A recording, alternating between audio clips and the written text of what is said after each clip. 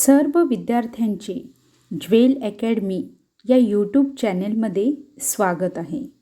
आजचा विषय आहे व्याकरणाचा आणि त्यामध्ये आपण विरामचिन्हे म्हणजेच पंक्च्युएशन मार्क्स बघणार आहोत. आजच्या या व्हिडिओमध्ये आपण अत्यंत साध्या सोप्या शब्दामध्ये विरामचिन्हे म्हणजे काय, तसेच विरामचिन्हाचा अभ्यास का करायचा, विरामचिन्हाचे किती प्रकार आहेत आणि वाक्यामध्ये विरामचिन्हे कुठे केव्हा वापरायचे हे अभ्यासणार आहोत. ह्यापूर्वीच्या व्हिडिओमध्ये मी अनौपचारिक पत्र म्हणजेच इन्फॉर्मल लेटर हे शिकवले होते. जर बऱ्याच मुलांनी बघितले नसतील तर मी याच व्हिडिओच्या डिस्क्रिप्शन बॉक्समध्ये त्याची लिंक देत आहे. तुम्ही तिकडे जाऊन तो व्हिडिओ पाहू शकता. सर्वात पहिले विरामचिन्हे म्हणजे काय ते पाहूया. त्याची व्याख्या आहे, जेव्हा आपण बोलत असतो तेव्हा मध्ये मध्ये थांबत बोलतो, या थांबण्याला विराम असे म्हणतात. तर विराम म्हणजे काय, तर थांबणे. दुसरं आहे, लिहिताना हा विराम वेगवेगळ्या खुणांनी किंवा चिन्हांनी दाखवला जातो. या चिन्हांना किंवा खुणांना विरामचिन्हे असे म्हणतात. हम हिंदी में इसका अर्थ देखेंगे. विराम चिन्ह में विराम का अर्थ होता है रुकना या विश्राम करना. बोलते समय बोलने वालों को अपनी बात को स्पष्ट करने के लिए बीच बीच में कुछ स्थानों पर या जगह पर रुकना पड़ता है. लिखते समय उन रुकने वाले स्थानों को प्रकट करने के लिए कुछ विशेष चिन्ह लगाने पड़ते हैं. उन्हीं चिन्हों को विराम चिन्ह कहते हैं. तो विराम का अर्थ होता है रुकना और चिन्ह का अर्थ होता है सिम्बॉल्स. आता बऱ्याच मुलांना प्रश्न पडला असेल की ह्या विरामचिन्हांचा अभ्यास का करायचा. तर लक्षात ठेवा, लिहिताना विरामचिन्हे नसली तर वाक्य कुठे संपले व कुठे सुरू झाले ते कसे उच्चारायचे हे समजणारच नाही. म्हणून या विरामचिन्हांचा अभ्यास करायचा. आता आपण पाहूया विरामचिन्हांचे प्रकार. मराठीमध्ये प्रमुख 9 विरामचिन्हे आहेत. विद्यार्थ्यांनी या 9 विरामचिन्हाचा जर परीक्षेमध्ये निबंधलेखन, चित्रवर्णन तसेच पत्रलेखनामध्ये उपयोग केला तर अर्थातच त्यांचा मराठी विषयातील स्कोर म्हणजेच गुण खूप वाढतील. सर्वात पहिला प्रकार पूर्णविराम, नंतर आहे अर्धविराम, नंतरचा आहे स्वल्पविराम, नंतर आहे अपूर्णविराम, नंतर आहे प्रश्नचिन्ह, नंतरचा आहे उद्गार चिन्ह, नंतरचा आहे अवतरण चिन्ह, नंतरचा आहे संयोग चिन्ह आणि शेवटचा आहे अपसारण चिन्ह. आता आपण ह्या पूर्ण प्रकारांचा व्यवस्थित अभ्यास करूया आणि त्याची काही उदाहरणे देखील पाहूया. सर्वात पहिला प्रकार पाहूया. सर्वात पहिला प्रकार आहे पूर्णविराम आणि त्याला लिहितात कसं बघा. त्याच्या समोर दिलेला आहे छोटासा डॉट म्हणजेच फुल स्टॉप. आता त्याची व्याख्या पाहूया. पूर्णविराम हे वाक्य पूर्ण झाले म्हणजेच सेंटेन्स पूर्ण झाले हे दाखवण्यासाठी वापरतात. जब हम बात करते हैं और हमारा वाक्य यानी सेंटेंस समाप्त होता है तब हम पूर्ण विराम यानी फुल स्टॉप लगाते हैं. उदाहरण देखेंगे. मला माझी आई खूप आवडते और उसके बाद मैंने क्या दिया है, फुल स्टॉप. दूसरा एग्जाम्पल है, पक्षी झाडावर बसला, त्यानंतर मी काय दिला, फुल स्टॉप. म्हणजेच माझं वाक्य तिथे पूर्ण संपलं आहे. तसेच पूर्णविराम हे शब्दांचे संक्षिप्त रूप याने शॉर्ट फॉर्म हे दर्शवण्यासाठी वापरले जाते. उदाहरण बघा, वि. स. खांडेकर. वि नंतर पूर्णविराम, स नंतर पूर्णविराम आणि खांडेकर. म्हणजेच वि म्हणजे विष्णू, स म्हणजे सखाराम आणि खांडेकर. यासाठी म्हणजे संक्षिप्त रूपासाठी पूर्णविराम याचा वापर होतो. पुढचं उदाहरण पाहूया. जी. प. शाळा. जी म्हणजे जिल्हा, प म्हणजे परिषद आणि शाळा. नंतरचं उदाहरण आहे वि. दा. सावरकर. म्हणजेच विनायक दामोदर सावरकर. पुन्हा एकदा बघूया. पूर्णविराम हे वाक्य पूर्ण झाले हे दाखवण्यासाठी वापरतात. तसेच शब्दाचे म्हणजे एखाद्या वर्डचा संक्षिप्त रूप याने शॉर्ट फॉर्म दाखवण्यासाठी देखील वापरतात. पुढचा प्रकार आहे अर्धविराम. तिकडे चिन्ह दाखवलेलं आहे अर्धविरामचं आणि इंग्लिशमध्ये आपण अर्धविरामला सेमीकोलन असं म्हणतो. काय आहे अर्धविराम बघूया. मराठी भाषेचे लेखन करताना आपण वाक्यात ज्या ठिकाणी अधिक वेळ थांबतो परंतु बोलणे मात्र पूर्ण होत नाही तेव्हा हे अर्धविराम चिन्ह वापरतात. म्हणजे सेंटेन्स लिहिताना जेव्हा आपण जास्त वेळ थांबतो तेव्हा अर्धविराम वापरतात. तसेच दोन छोटी वाक्य म्हणजे छोटे छोटे दोन सेंटेन्स उभयान्वयी अव्ययाने जोडताना अर्धविराम वापरतात. जहाँ अल्पविराम की अपेक्षा कुछ अधिक देर तक रुकना पड़े वहाँ अर्धविराम का प्रयोग करते हैं. यानी बोलते समय हमें थोड़ा ज़्यादा देर तक रुकना पड़ता है तब हम अर्धविराम यानी सेमीकोलन यूज़ करते हैं. उभयान्वयी अव्यय यानी कंजंक्शन. उदाहरण देखेंगे हम. नंबर 1 आहे रोहनने खूप प्रयत्न केला आणि त्याच्यानंतर अर्धविराम लावला आणि परंतु हे उभयान्वयी अव्यय आहे. शर्यत हरला.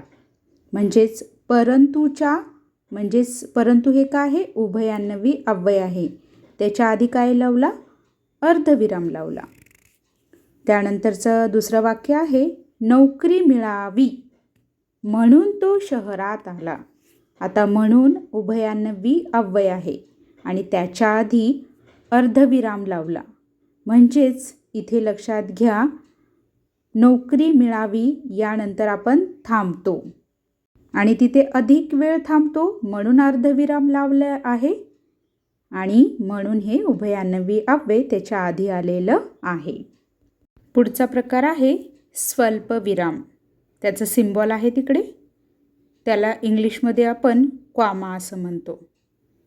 बघा वाक्यात जिथे थोडेसे थांबावे लागते फक्त थोडंसं थांबावं लागतं तिथे कॉमा म्हणजे स्वल्पविराम चिन्ह वापरतात.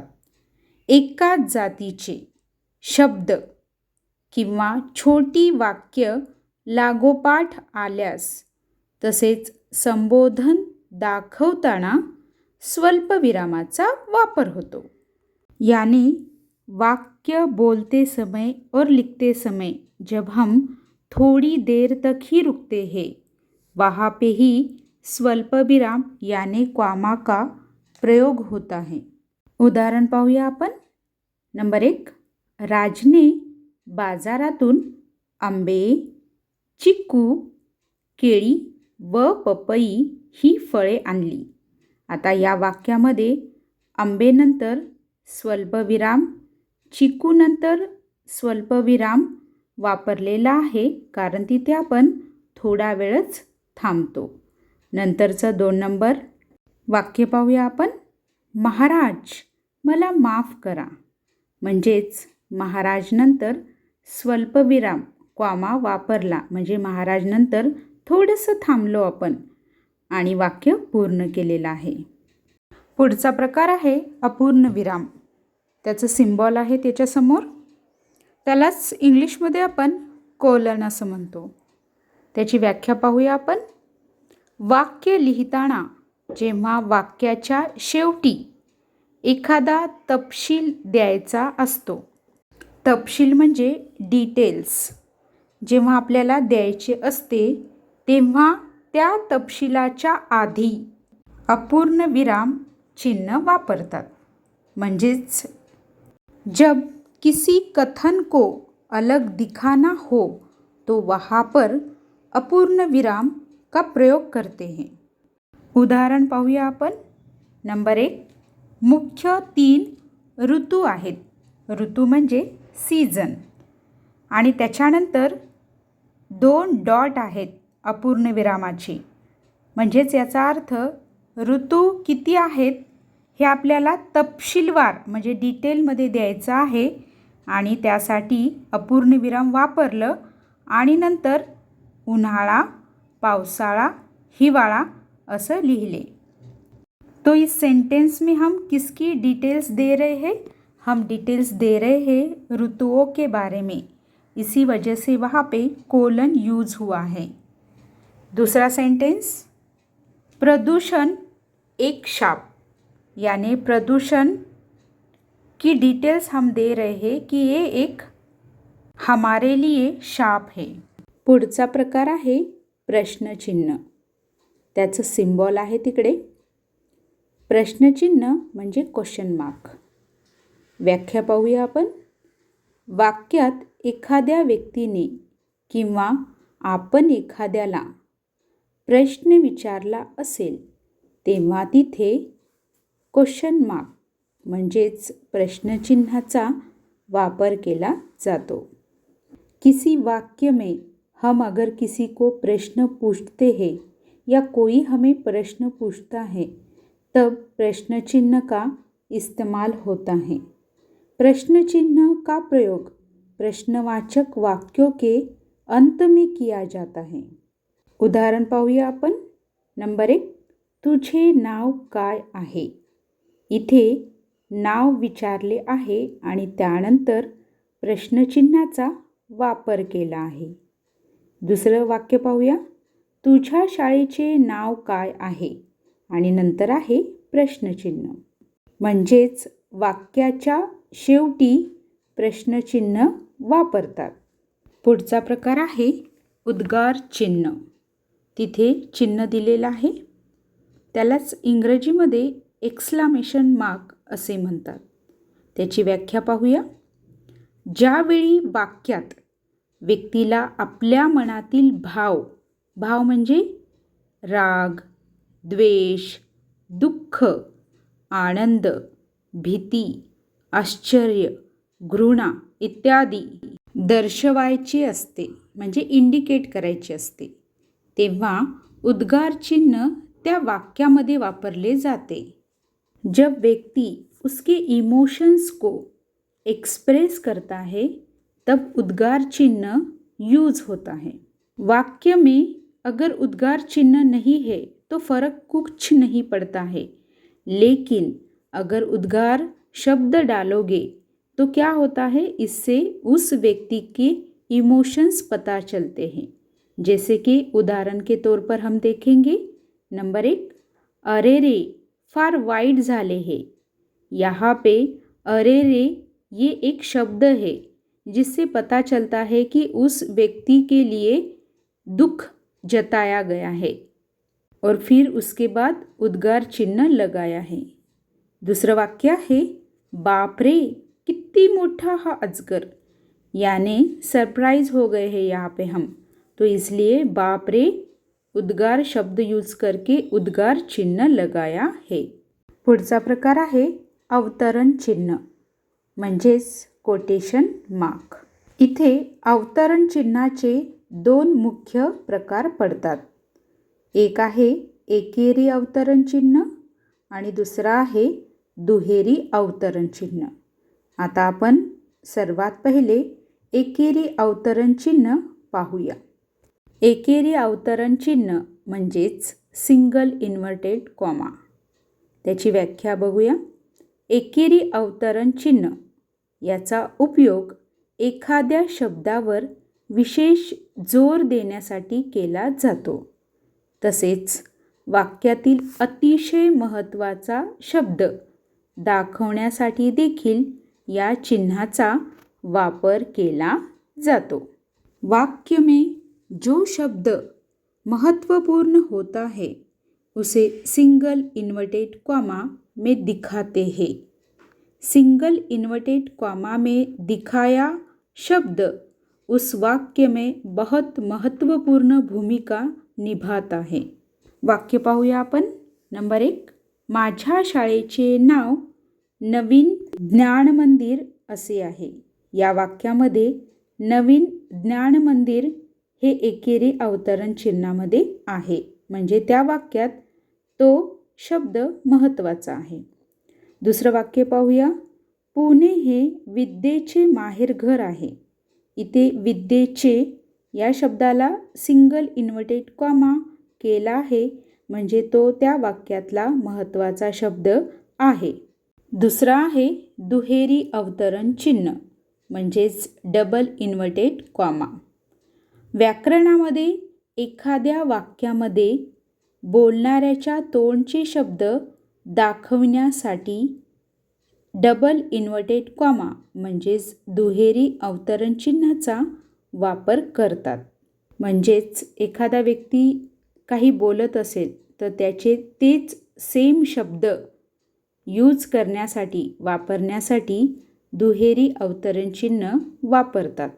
मुलांनो, तुम्हाला एक गोष्ट लक्षात आली असेल की दुहेरी अवतरण चिन्ह हे नेहमी कोणी कोणास म्हटले इथे जास्त वापरले जाते.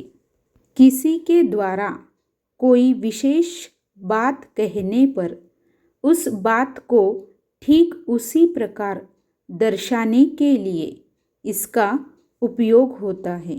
वाक्य पाहूया आपण. नंबर 1, आई म्हणाली. आई काय म्हणते बघा. उद्या आपण बागेत फिरायला जाऊ. म्हणजेच आईचे शब्द आहेत उद्या आपण बागेत फिरायला जाऊ.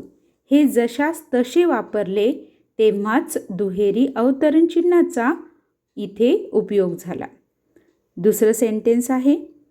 शिक्षक म्हणाले उद्या शाळेला सुट्टी आहे. यहाँ पे शिक्षक जो बोलते हैं उस सेंटेंस को यानी उद्या शाळेला सुट्टी आहे इस सेंटेंस को डबल इन्वर्टेड कॉमा का उपयोग किया है. पुढचा प्रकार आहे संयोग चिन्ह म्हणजेच हायफन. व्याख्या पाहूया आपण. एखाद्या वाक्यातील दोन शब्द जोडताना किंवा परस्पर संबंधी शब्द लिहिताना संयोग चिन्हाचा वापर केला जातो. यानी वाक्य में दो शब्दों के जोड़ने के लिए या उन दो शब्दों में कुछ ना कुछ संबंध यानी रिलेशन है ये दिखाने के लिए संयोग चिन्ह यूज करते हैं. लिहिताना ओळीच्या शेवटी शब्दाला जागा नसेल तर देखील या चिन्हाचा वापर केला जातो. यानी सबसे महत्वपूर्ण बात अगर हम लिखते हैं तो शब्द को जगह कम पड़ती है तो हम संयोग चिन्ह डालकर उस शब्द को पूर्ण कर सकते हैं. उदाहरण पाहूया. नंबर 1, आई बाबा, आजी आजोबा, राम श्याम. इथे दोन शब्दांना संयोग चिन्हांनी जोडले आहे. जसे की आई बाबा त्याच्यामध्ये संयोग चिन्ह, आजी आजोबा त्यामध्ये संयोग चिन्ह, राम श्याम त्यामध्ये संयोग चिन्ह. म्हणजे हे चिन्ह वापरून आपण त्या दोघांमधला संबंध दाखवतोय. दुसरं वाक्य पाहूया. रिक्षा टॅक्सी यांचे भाडे फार वाढले आहे. इथे पण रिक्षा टॅक्सी या दोन शब्दांमधला संबंध दाखवण्यासाठी संयोग चिन्हाचा वापर केला आहे. पुढचे शेवटचे विरामचिन्ह आहे अपसारण चिन्ह किंवा त्याला आपण स्पष्टीकरण चिन्ह असे म्हणतो. ते चिन्ह समोर दिसत आहे तुम्हाला आणि त्याला इंग्रजीमध्ये डॅश असे म्हणतात. पाहूया आपण अपसारण चिन्ह म्हणजे काय. वाक्यात जेव्हा आपल्याला एखाद्या गोष्टीबाबतीत स्पष्टीकरण द्यायचे असेल तेव्हा आपण तिथे अपसारण चिन्हाचा म्हणजेच डॅशचा वापर करत असतो. नंतर तसेच बोलता बोलता विचार मालिका तुटल्यास देखील डॅश म्हणजेच अपसारण चिन्हाचा वापर करतो. यानी वाक्य में अगर हमें किसी बात का स्पष्टीकरण देना है यानी एक्सप्लेनेशन करना है या अगर हम बोलते बोलते कहीं रुक जाते हैं तो इस अपसारण चिन्ह का यूज करते हैं. उदाहरण पाहूया आपण. नंबर 1, ती मुलगी जिने पिवळा ड्रेस घातला आहे. यहाँ पे मैं उस लड़की के बारे में बता रही हूँ यानी ती मुलगी. लेकिन किसी को अगर समझ में नहीं आता है तो मैं आगे एक्सप्लेनेशन दे रही हूँ कि जीने पिवळा ड्रेस घातला है यानी जिसने पीला ड्रेस पहना है. ऐसे समय डैश चिन्ह का यूज होता है. पुढचं वाक्य. यहाँ पे पन के बाद डैश आया है यानी यहाँ पे बोलते बोलते हम रुक गए हैं तभी डैश यूज हुआ है यानी विचार मालिका हमारी टूट गई है तब हम डैश यूज करते हैं. बच्चों, मुझे आशा है कि आपको आज का पढ़ाया हुआ ग्रामर का जो पार्ट है वो अच्छे से समझ में आया होगा. अगर आपको ऐसे ही अच्छे ग्रामर के वीडियो देखने हैं तो मेरे YouTube चैनल जिसका नाम है ज्वेल एकेडमी, इसको सब्सक्राइब करो, लाइक करो और आपके दोस्तों के साथ शेयर करो. धन्यवाद.